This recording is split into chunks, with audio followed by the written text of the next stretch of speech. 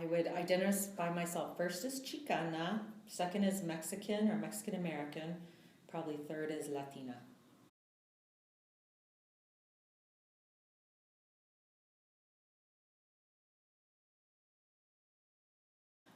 I'm not from Michigan, I'm from Texas, but I was raised, my father's enlisted in the military, so we moved around a lot. So I grew up in predominantly white environments, even though I eventually settled in high school back in Texas in Corpus Christi. So I always knew I was Mexican, and definitely everybody else knew I wasn't white. So I think that sometimes you don't, like your identity can't really fade because people are always reminding you that you're not like them.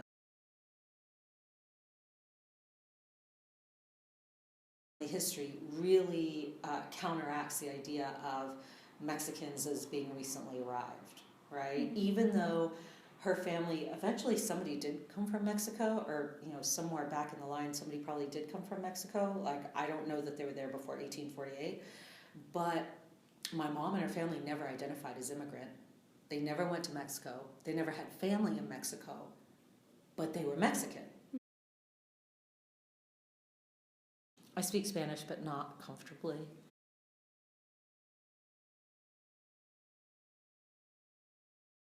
For it, like when I got to high school, I worked at Sears, and people would come up to me and start speaking Spanish, and I would say, "Oh, I don't speak Spanish," and they would get really angry with me, and like they thought that I thought I was better than they were, or that I was lying. Oh yeah, in my Spanish class in high school. Oh yeah, I remember that too. The other Chicanas and Chicanos, they all thought I was lying that I didn't speak Spanish, and they would be like, real sort of mean about it. They're like, "Oh, what, you think you're better than we are," whatever. I'm like, "No, really, man, I don't speak Spanish that good," And so judged in that way, like that not speaking Spanish is your choice, and that it's an expression of superiority. And really what it is that for many of us, our parents were educated to believe that their Spanish was wrong, that it was a, a lesser form of the language because it wasn't standard. So it wasn't with the quote unquote right grammar, or maybe they didn't learn how to conjugate certain verbs because they'd never been educated in Spanish, right? Like if you're educated in English, you're going to learn grammar and vocabulary and punctuation and these sorts of things. If you're never ever educated in a language, you don't necessarily learn that. And so what they were told, a lot of people, was that their Spanish was not right.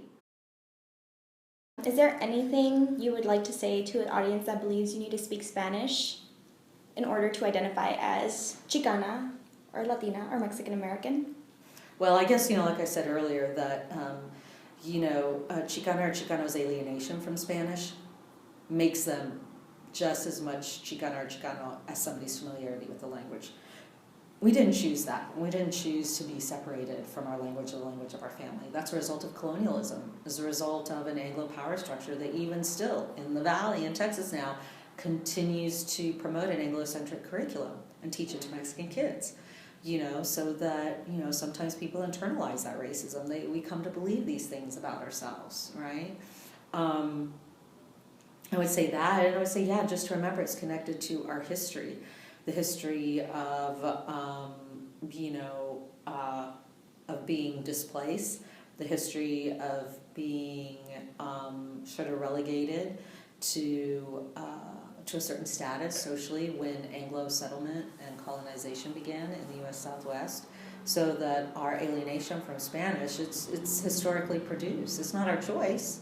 It's not because anybody thinks they're better. It's because our people in our families, our parents, our grandparents, they made decisions because they wanted to protect us, from the kinds of experiences that they had. And, it's unfortunate, but sort of the way it is, people want to do what they think is best for their kids. And even if we can look back and say, that was a really bad decision, why'd you do that? I don't know, maybe I'm just, as I'm moving towards my elder years, just starting to try to honor and respect that decision a little more instead of just trying to blame people who are just trying to survive.